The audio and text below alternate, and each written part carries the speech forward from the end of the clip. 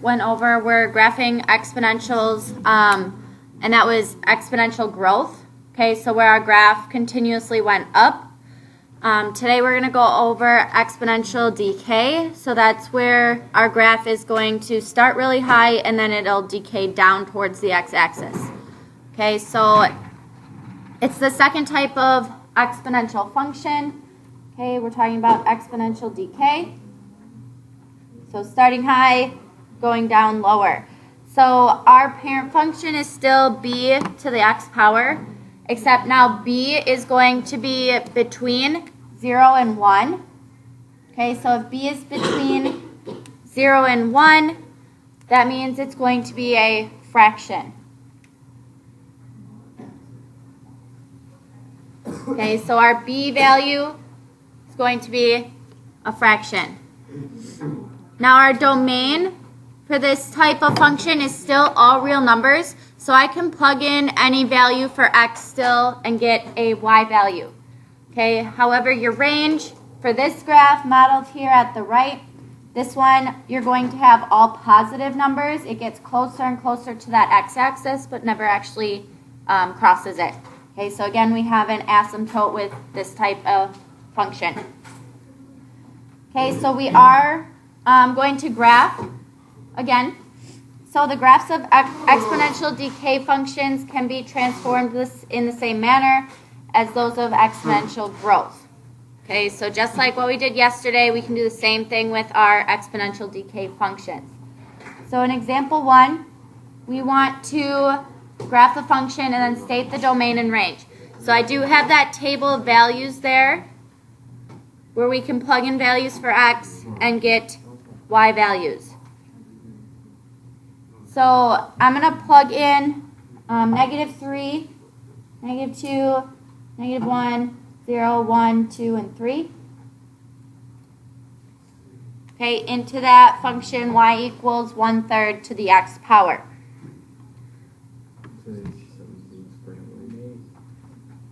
Okay, so if I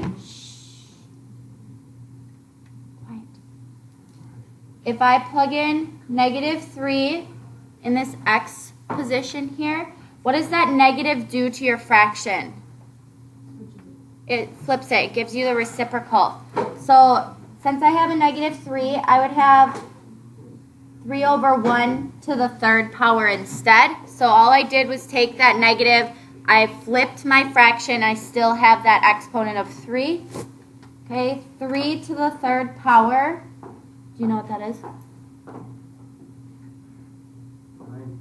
No. 27. Okay, same thing with -2. So again, if I plug in a negative here, it's going to flip your fraction. So again, I would have 3/1, and I'd still raise it to that second power instead of that -2 power now. 3 squared is 9. Okay, same thing with -1. That negative flips your fraction, so I would have 3/1 to the first power, which is just 3. Okay, if I raise anything to the 0 power, it is not 0, it is what? 1. No. Okay, raise anything to the 0 power, you get what? Ethan?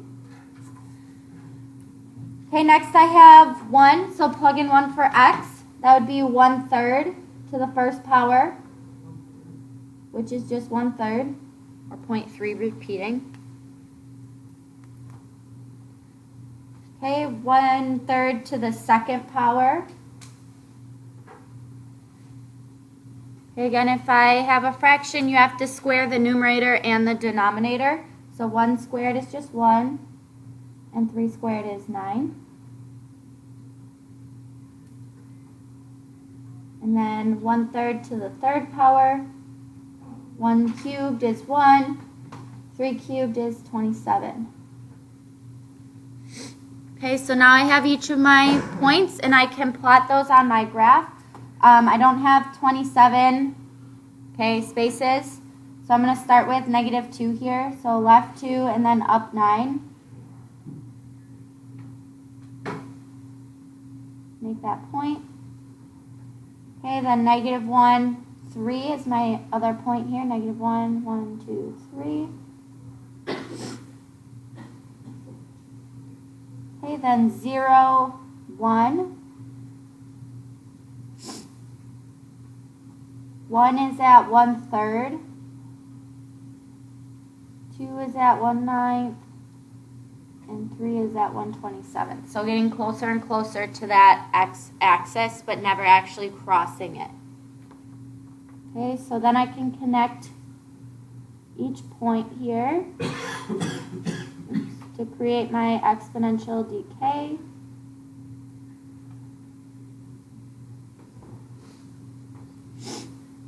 And again, it should get closer and closer to that x-axis, but never actually cross it. Okay, our domain then, I can plug in any number for our x value, so it is all real numbers. And then our range, okay, range again, you have to look at your y values. Where are all my y values? When I plot my points, where do all my y values have to be? They have to be greater than 0. So I have y such that y is greater than 0 as my range.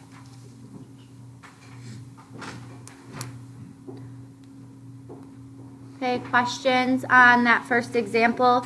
Really similar to what we were doing before, except now our graph is going to start higher and then get lower as it approaches the x-axis.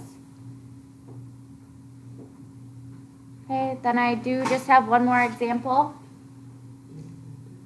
Okay, so we're going to graph this one. This time I do have an a value, I have an h value, and I have a k value. So this is what we went over yesterday.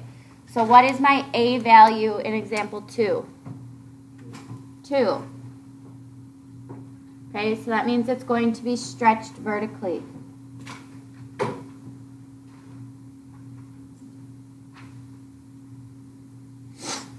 Okay, so it's going to be stretched upward vertically a little bit more. What is my h value? 2. Not 2. 2. Negative 2. Yep, you take the opposite for your h value. So that means I'm going to move left 2 units.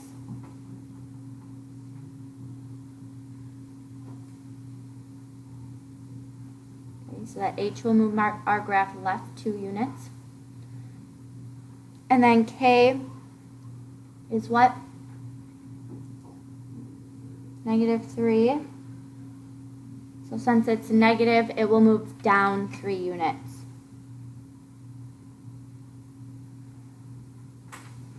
Okay, so again, h moves left or right, k moves up or down, and a will stretch it vertically or compress it vertically.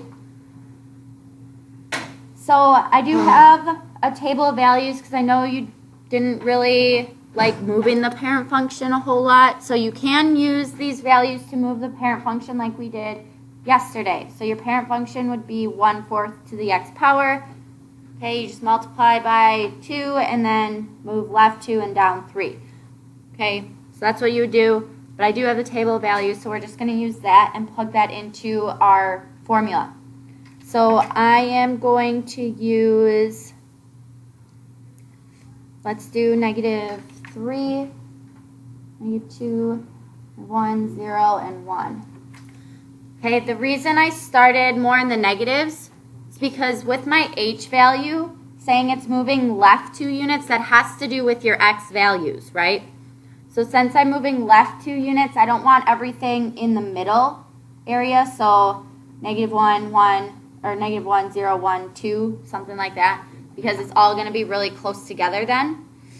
So when you're trying to pick points to plug in, look at your h value.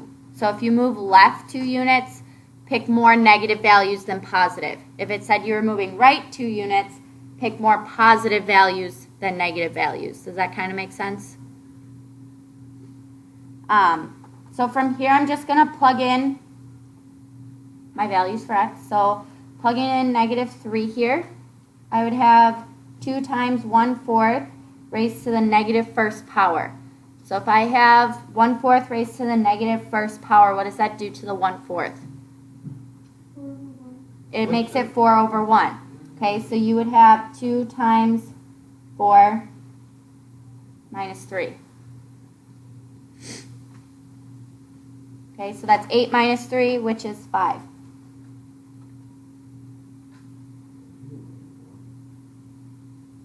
Because when I plugged in -3 here, I have -3 plus 2 is -1. Okay, next one is -2. If I plug in -2 here, I would have 1/4 raised to the 0 power. 1/4 is raised to the 0 power. What is it? 1. So I have 2 times 1 minus 3.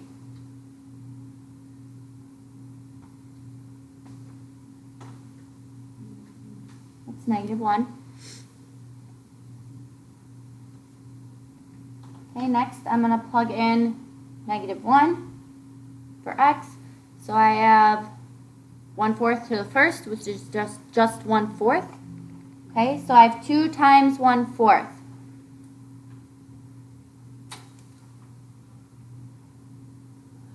Minus 3. And yes, you can write this as a decimal. Just plug it into your calculator. So it would actually just be 0.5 minus 3. Okay, which is -2.5.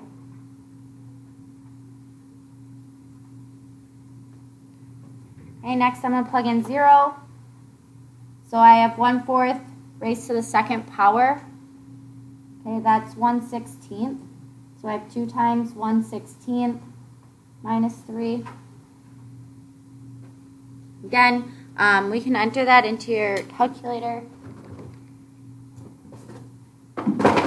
So, yeah, it's 2.875. -2.875. What did I just do with my pen?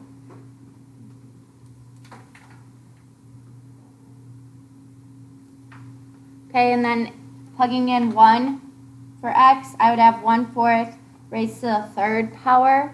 Okay, 4 to the third is 64. So you would have 2 times 1/64 minus 3.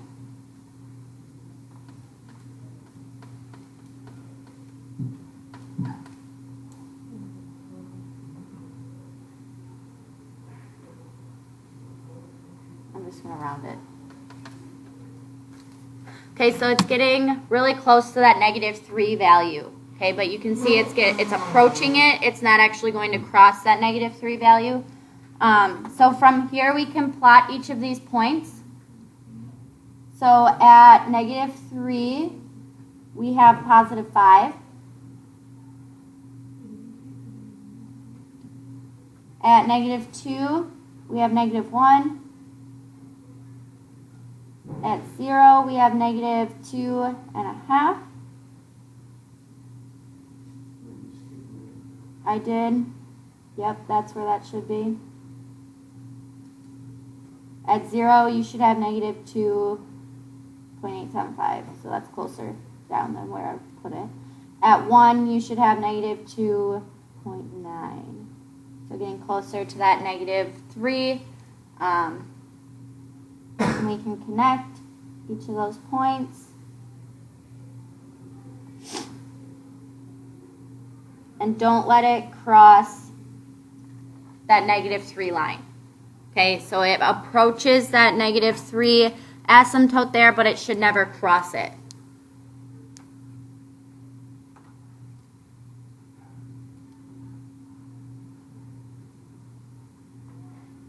Okay, then we want to state the domain and range. What's the domain? All real numbers.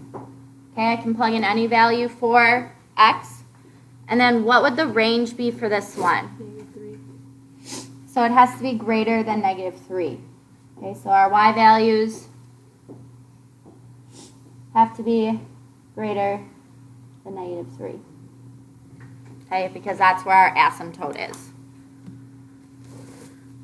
Okay, questions on how I did the second example? If you prefer the way we did yesterday and not plugging in points, you can do that as well. But I believe on your assignment I have boxes for you to plug in points. Yeah. So you can just plug in points into your calculator and then plot those to show your exponential decay function.